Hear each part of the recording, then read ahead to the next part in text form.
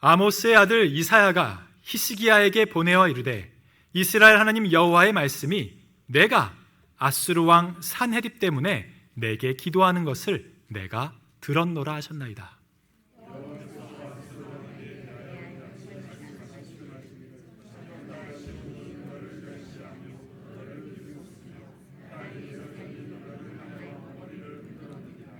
네가 누구를 꾸짖었으며 비방하였느냐? 누구를 향하여 소리를 높였으며 눈을 높이 떴느냐? 이스라엘의 거룩한 자에게 그리하였도다.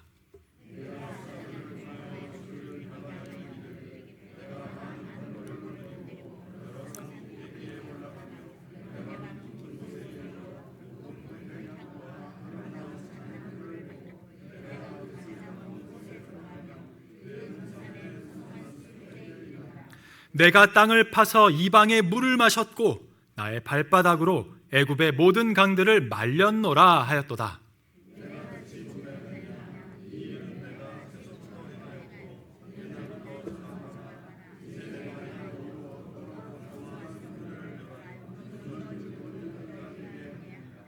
그러므로 거기에 거주하는 백성의 힘이 약하여 두려워하며 놀랐나니 그들은 들의 채소와 푸른 풀과 지붕의 잡초와 자라기 전에 시든 곡초같이 되었느니라.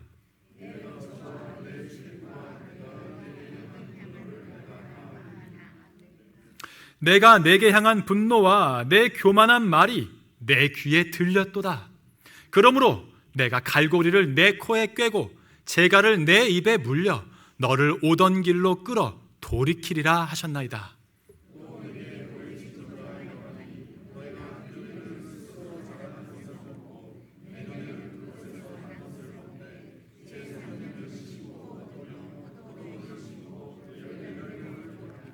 유다 족속 중에서 피하고 남은 자는 다시 아래로 뿌리를 내리고 위로 열매를 맺을지라.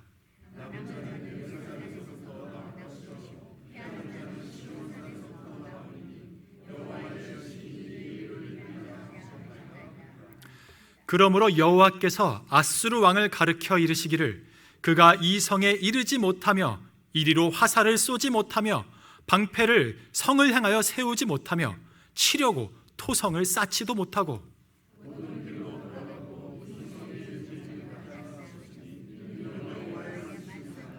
내가 나와 나의 종 다윗을 위하여 이 성을 보호하여 구원하리라 하셨나이다 하였더라.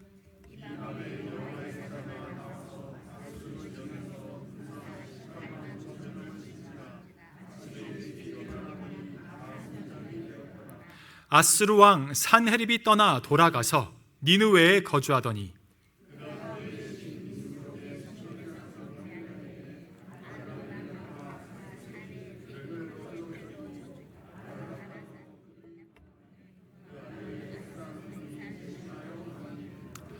아멘, 아멘. 자, 여러분, 오늘의 말씀의 주인공은 히스기야입니다. 자, 히스기야는 누구인가? 그렇죠? 그는 남유다의 13대 왕이었습니다. 지난주까지 우리 이문석 목사님께서 사무엘상 말씀으로 사울이 어떻게 이스라엘의 초대 왕이 되었는지 말씀하여 주시지 않았습니까? 자, 그러면 제가 여러분께 간단한 퀴즈를 몇 가지 한번 내보겠습니다. 자, 사울이 초대 왕이라면 사울 다음에 왕이 된 사람은 누구일까요? 다윗, 그렇죠. 잘 맞추셨습니다. 자, 그러면 다윗 다음에 이스라엘의 왕이 된 사람은 누구입니까? 솔로몬, 그렇죠. 지혜의 왕, 너무나도 유명한 왕이죠.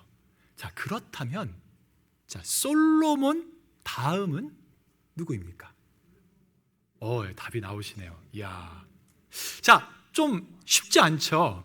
자, 왜 그러냐면 이때부터 이스라엘 왕국이 북이스라엘과 남유다로 갈라지기 때문입니다. 솔로몬의 신하였던 여로보암이 반란을 일으키게 됩니다. 그런데 이스라엘 12지파 중에 대부분인 10지파들이 이 여로보암의 반란에 가담을 해요. 그리고는 독립해서 북이스라엘을 세우게 됩니다. 정작 다윗의 손자이며 솔로몬의 아들인 르호보암은 유다와 베냐민 지파 단 두 지파만을 가지고 이 남유다를 세워서 다윗의 왕가를 유지하게 되죠. 자, 오늘의 주인공인 히스기야는 바로 이 남유다의 13번째 왕이었습니다. 성경을 보니 그는 하나님 보시기에 아주 선한 왕이었다고 합니다. 그의 아버지 아하스는 악한 왕이었는데도 불구하고 말이죠. 그는 아버지인 아하스 왕과는 다르게 이 남유다 땅에서 우상 숭배를 척결했습니다. 아버지인 아하스 왕은 세상의 힘과 권력을 의지하여 이 아수르 제국과 주종 관계를 맺었어요. 그런데 오늘의 주인공 히스기야는 오직 하나님만을 의지하고 당시에 대제국이며 슈퍼파워였던 아수르 제국과의 이 주종 관계를 끊어버립니다. 여러분, 이게 엄청난 용기입니다. 왜냐하면 히스기야가 고작 25살의 왕이 되었거든요. 근데 왕이 된 지 4년 만에 이 대제국 아수르가 이스라엘, 북이스라엘을 침공을 해요. 그리고는 3년 만에 이 북이스라엘이 처참하게 멸망하고 맙니다. 남유다의 왕인 히스기야가 이 소식을 모르고 있었을까요? 아니죠. 아마 실시간으로 성 안팎에서 일어나고 있는 모든 일들을 다 듣고 있었을 것입니다. 여러분 3년 동안 성이 포위돼서 식량이 끊기면 거기는 지옥이에요. 지금 가자 지구도 전면 봉쇄가 되니까 식량 공급이 완전히 끊겨서 난리지 않습니까? 최근 UN 보고서에 약 50만 명이나 되는 사람들이 파멸적인 굶주림에 처해 있다고 합니다. 자, 그렇다면 여러분 한번 생각해 보십시오. 여러분이 왕이 됐습니다. 그런데 왕이 된 지 얼마 되지도 않아서 저 강대한 아수르가 내 바로 위에 북이스라엘을 쳐서 처참하게 짓밟는 것을 봤어요. 자, 만약 여러분 같으면 이 아수르와의 동맹, 아무리 주종 관계의 동맹이라 이 불합리한 불평등 조약이라 하더라도 여러분 그것을 끊으실 수 있으시겠습니까? 저 같으면 잘 모르겠어요. 그만큼 엄청난 용기인 것입니다.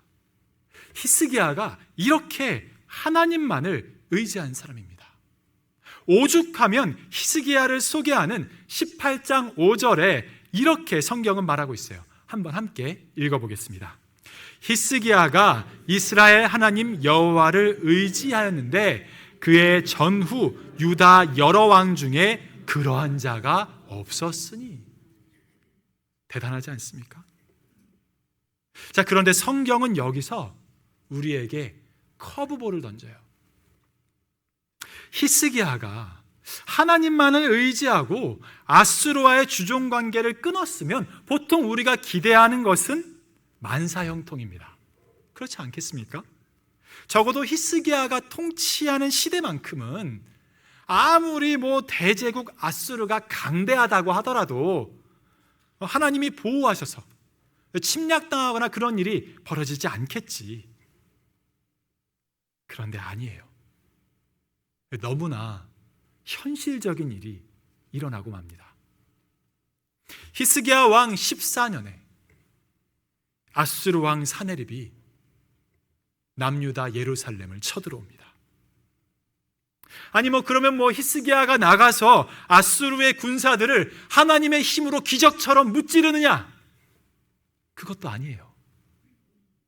오히려 유다의 모든 요새들이 함락당하고 예루살렘 성으로 들어오는 전략적 요충지인 라기스라고 하는 이 성읍마저 먹혀버리고 맙니다. 그래서 어떻게 됩니까? 18장 14절 함께 읽어보겠습니다. 유다의 왕 히스기야가 라기스로 사람을 보내어 아수르 왕에게 이르되 내가 범죄하였나이다. 나를 떠나 돌아가소서.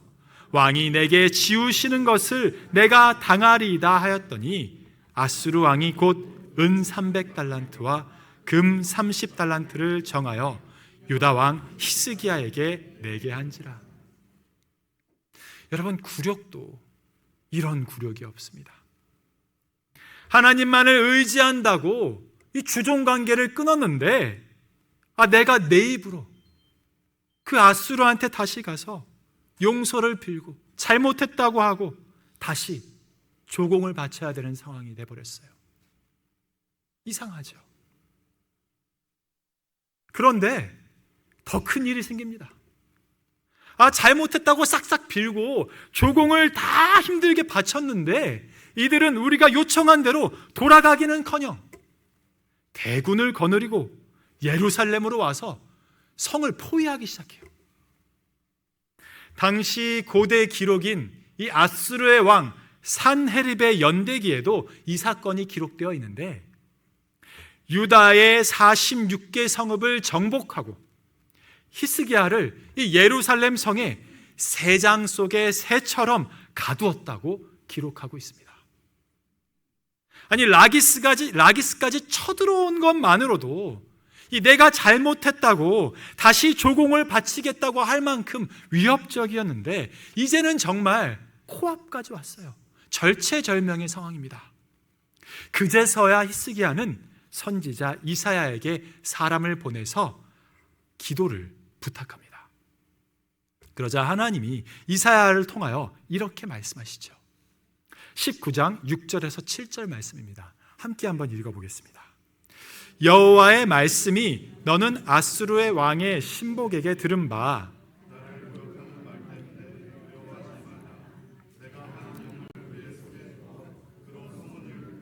그로 본국에 돌아가게 하고 또 그의 본국에서 그에게 칼에 죽게 하리라. 아멘. 아멘. 지금 상황은 절체절명의 상황인데 하나님은 두려워하지 말라고 하십니다. 너무 좋아요. 그리고 그가 포위를 풀고 본국으로 돌아가게 될 것이고 그 본국에서 칼에 죽게 될 것이라고 하십니다. 아멘. 할렐루야. 자, 히스기야가 선지자 이사야에게 기도 부탁을 해서 하나님이 말씀하셨습니다. 자, 그러면 이대로 이루어져야 합니까? 이루어지지 않아야 합니까? 이루어져야 되죠. 그렇죠? 근데 상황이 그렇게 돌아가지를 않아요. 아수르의 군대들은 돌아가지 않는 것만이 아니라 사신을 다시 한번 보내서 한 번 더 위협을 가합니다. 자, 하나님만을 의지하던 히스기야인데 상황이 너무 좋지 않습니다. 하나님의 말씀이 정말 이루어질 것인가? 그럴 기미는 보이지 않고 말씀하셨는데 상황이 더욱 악화만 됩니다.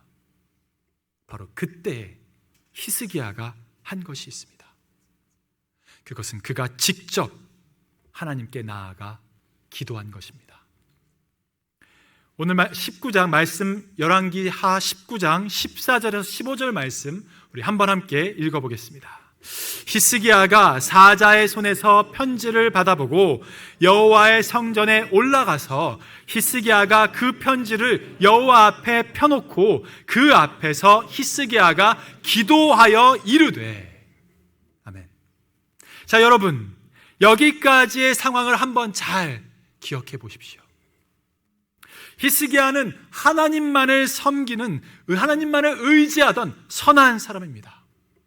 그래서 세상의 힘을 의지하지 않으려 아수르와의 동맹을 깼어요. 그랬더니 오히려 그 대가로 너무나 현실적이게 아수르가 쳐들어왔습니다. 그런데 아수르 군이 유다 모든 요새들을 정복하고 라기스까지 왔을 때에도 성경은 그가 하나님께 나아갔다는 말씀은 하고 있지 않습니다. 오히려 인간적인 모습, 아수르 왕에게 다시 굴복하는 모습만을 보여주고 있죠. 그러자 하나님께서 그를 한 번 더 압박하십니다. 이제는 예루살렘 성이 포위되었어요. 그는 그때서야 선지자 이사야에게 기도 요청을 합니다. 그런데 하나님은 분명히 아까 보셨던 대로 이사야를 통해서 구원을 말씀하셨습니다. 분명히 말씀하셨는데도 불구하고 그 일은 이루어지지 않고 여기서 그를 한 번 더 압박하십니다. 이젠 선지자를 통한 하나님의 말씀조차 믿을 수 없을 만큼 혼란스러운 상황입니다. 대체 하나님께서는 하나님만을 의지한다는 나를 왜 이렇게까지 힘들게 하시는가? 도저히 견딜 수가 없다. 너무 힘들어.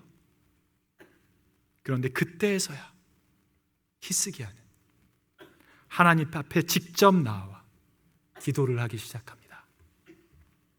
여러분, 패턴이 보이십니까? 하나님께서 왜 이렇게 의롭다고 하는 히스기야에게 평안을 주시지 않고 고난으로 그를 끝까지 몰고 가셨을까요? 그것은 바로 그로 하여금 직접 하나님께 나와 기도하게 하려 하신 것입니다. 그리고 그가 하나님께 직접 기도할 때에 하나님께서 오늘 말씀에 말씀하십니다. 내게 기도하는 것을 내가 들었노라. 아멘. 그것이 바로 오늘의 본문 말씀입니다. 19장 20절 말씀 함께 한번 읽어보겠습니다.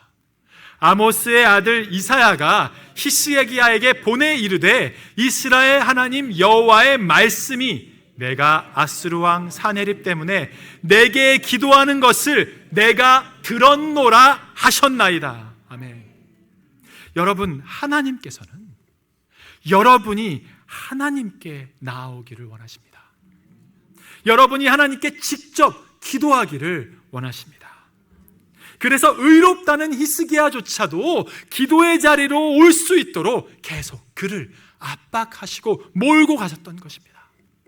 그렇다면 하나님께서는 왜 우리가 직접 기도하기를 원하시는 것일까요?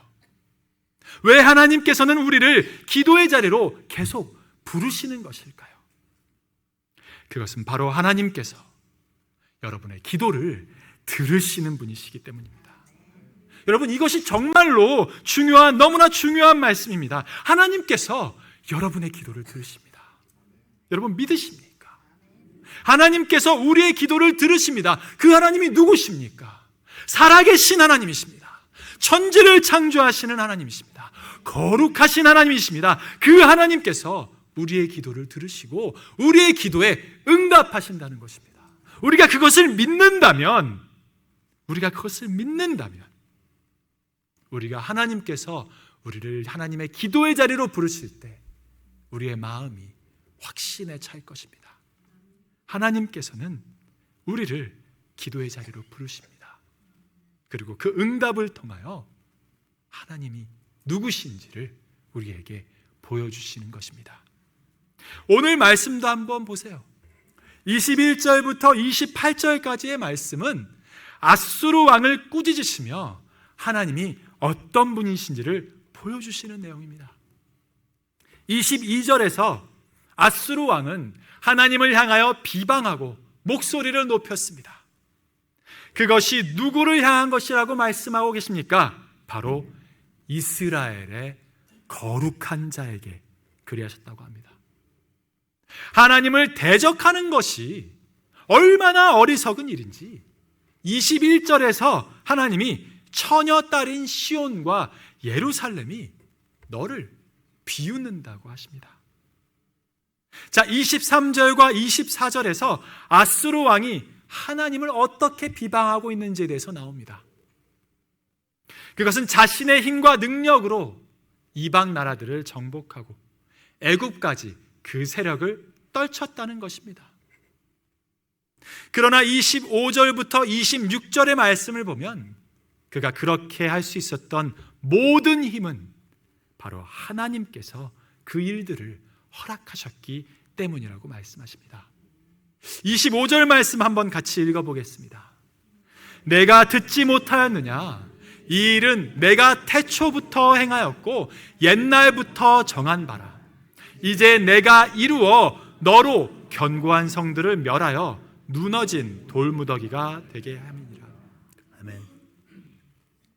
결국 모든 것은 하나님의 계획과 뜻 아래에 있었던 것이죠.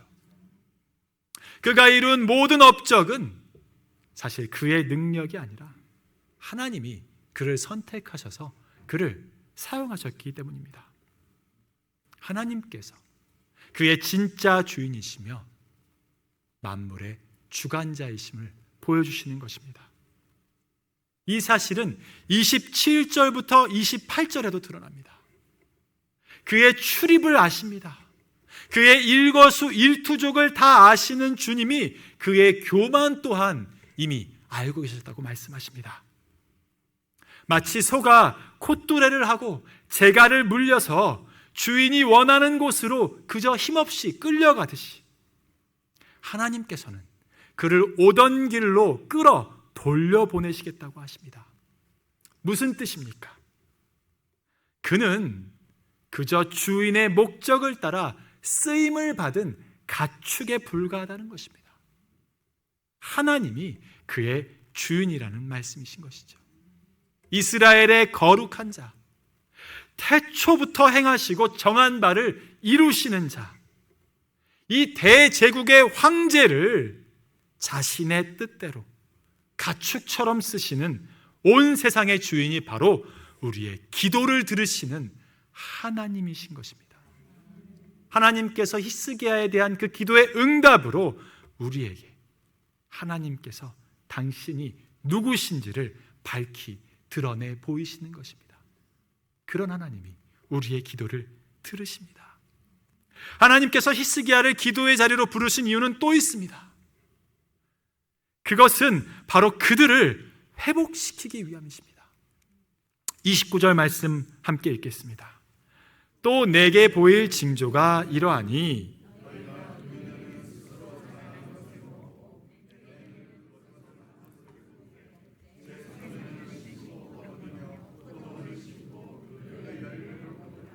아멘. 지금 예루살렘 성이 어떤 상황인지 제가 미리 말씀드렸습니다. 성이 포위돼서 식량난을 가장 먼저 걱정해야 할 때입니다. 그러나 하나님께서는 단순히 일시적인 식량의 회복만을 말씀하지 않으셨습니다. 자, 농자 천하지 대본이라는 우리말이 있습니다. 농사는 천하의 근본이며 나라를 안정적으로 유지하는 힘이라는 말이지요. 오늘 말씀에 뭐라고 말씀하십니까? 금년, 곧 올해와 내년과 내후년까지 제3년까지 농사의 완전한 회복을 말씀하고 계십니다. 여러분, 3년에는 심고 거둔다고 하는데 전쟁이 있다면 이것을 할 수 있겠습니까? 없죠. 전쟁의 위협도 없습니다.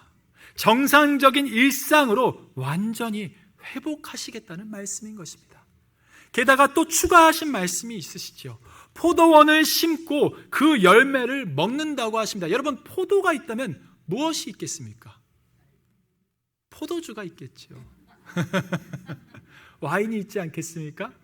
여러분, 포도주라고 하면 무엇이 생각나십니까? 그냥 먹고 살 걱정을 해야 되는 게 아니에요. 풍요와 기쁨과 즐거움과 파티, 바로 이런 회복이 이 말씀 안에 있는 것입니다. 그뿐입니까? 여러분, 국가가 유지되려면 충분한 식량과 인구가 있어야 하죠. 지금 한국이 사람이 점점 줄어서 나중에는 한국이 소멸된다고까지 말하지 않습니까? 자, 하나님께서 충분한 식량과 인구의 회복을 말씀하십니다. 30절과 31절에서 이렇게 말씀하십니다. 피하고 남은 자가 뿌리를 내리고 열매를 맺는다. 즉 인구의 회복을 말씀하십니다. 충분한 식량과 인구의 회복, 한 나라의 완전한 회복을 말씀하고 계시는 것이죠. 하나님께서 이 회복의 약속을 하시면서도 이를 확증하시는 말씀을 또 하십니다. 31절의 말씀, 여호와의 열심이 이 일을 이루리라. 아멘. 하나님께서 우리를 기도의 자리로 부르시는 이유, 그것은 바로 우리를 완전히 회복시키기 위함이십니다. 그리고 방금 이 말씀처럼 하나님의 여호와의 열심이 그 일을 이루실 것입니다. 하나님께서 히스기야를 기도의 자리로 부르시는 마지막 이유, 그것은 바로 그들을 구원하여 주시기 위함입니다. 32절과 33절 말씀입니다. 함께 읽겠습니다. 여호와께서 아수르 왕을 가리켜 이르시기를 저가 이 성에 이르지 못하며 이리로 살을 쏘지 못하며 방패를 성을 향하여 세우지 못하며 치려고 토성을 쌓지도 못하고 오던 길로 돌아가고 이 성에 이르지 못하리라 하셨으니 이는 여호와의 말씀이시나. 아멘. 여호와의 말씀이라고 하십니다. 그토록 위협적이던 모든 나라를 다 쓸어버렸던 아수르 왕의 군대가 이 성에 이르지도 못할 것이라고 하십니다. 이는 하나님의 완전한 보호를 말씀하시는 것입니다. 머리카락 한 터럭도 건들지 못하리라는 것입니다. 앞에 21절에서 하나님께서는 시온과 예루살렘을 처녀 딸이라고 부르셨습니다. 그 누구의 손도 닿지 않은 하나님 아버지의 보호하심 아래에 예루살렘 성이 있다는 말이죠. 하나님의 보호하심 아래에 있을 때 아수르는 그 성에 이르지도 못하고 그들이 자랑하던 공성전의 모든 전략도 한번 써보지도 못한 채 왔던 그대로 돌아가게 되는 것입니다. 이것이 바로 하나님의 구원입니다. 히스기야가 기도의 자리로 나아갔을 때 하나님께서는 그에게 이러한 구원과 보호를 약속하셨습니다. 이는 여호와의 말씀이니라 라고 하지 않으셨습니까? 여기까지만 해도 확실한 하나님의 말씀이신데 여기서 또 한 가지 하나님께서 이 보호와 구원의 약속을 하시는 이유를 이렇게 밝히십니다. 34절입니다. 한번 같이 읽어보겠습니다. 내가 나와 나의 종 다윗을 위하여 이 성을 보호하여 구원하리라. 아멘. 하나님께서 히스기야에게 너 다윗의 자손인 너를 위하여 이 성을 보호하고 구원하리라 라고 하시지 않으셨습니다. 자, 나의 종 다윗을 말씀하시는 것은 왜이겠습니까? 하나님께서 다윗과 맺으신 약속을 말씀하고 계시는 것입니다. 그렇다면 이 말씀은 첫 번째, 하나님께서 당신을 위하여 또 당신과 다윗이 맺은 약속을 지키기 위하여 그들을 구원하시겠다는 말씀입니다. 왜일까요? 자, 하나님께서 히스기야의 기도를 들으신 이상 그것은 더 이상 히스기야의 책임과 짐이 아니라 하나님의 책임과 짐이 된 것입니다. 하나님께서 우리를 기도의 자리로 부르시는 마지막 이유는 우리를 하나님께서 구원하여 주시기 원하시기 때문입니다. 우리가 하나님께 나와 기도들을 올려드릴 때 하나님께서는 그 짐들을 우리에게서 가져가 주십니다. 그리고 그때부터 우리는 하나님께서 당신의 열심으로 당신의 이름을 위하여 당신께서 약속하신 그 약속을 지키시기 위하여 일하시는 것을 보게 되는 것입니다. 말씀을 맺습니다. 하나님께서는 우리를 기도의 자리로 부르십니다. 우리가 그 음성을 듣지 못할 때 하나님께서는 우리를 기도할 수밖에 없는 상황까지 몰아가실 수도 있습니다. 그러나 하나님께서 그렇게 우리를 기도의 자리로 이끄시는 것은 바로 하나님이 우리의 기도를 들어주시기 때문입니다. 그 응답을 통하여 우리는 하나님이 누구신지 더 직접적으로 경험하게 됩니다. 우리를 회복시키십니다. 우리를 보호하시고 구원하여 주십니다. 오늘 말씀 35절에서 37절은 하나님께서 히스기야에게 말씀하신 그대로 응답하시는 것을 보여주십니다. 18만 5천 명이 하룻밤 만에 죽었습니다. 말이 됩니까? 그래서 아수르 왕 사네립이 그대로 돌아갔어야만 했습니다. 돌아가서 어떻게 됩니까? 자기 자식들의 손에 죽임을 당하고 맙니다. 여러분, 하나님께서 그대로 응답하셨습니다. 히스기야에게 말씀하셨던 것뿐만 아니라 이사야를 통하여서 말씀하셨던 것 또한 모두 다 응답하여 주셨습니다. 하나님께서 여러분의 기도에 응답하시는 것을 믿으십니까? 그렇다면 기도의 자리로 나가셔서 하나님께 부르짖으십시오.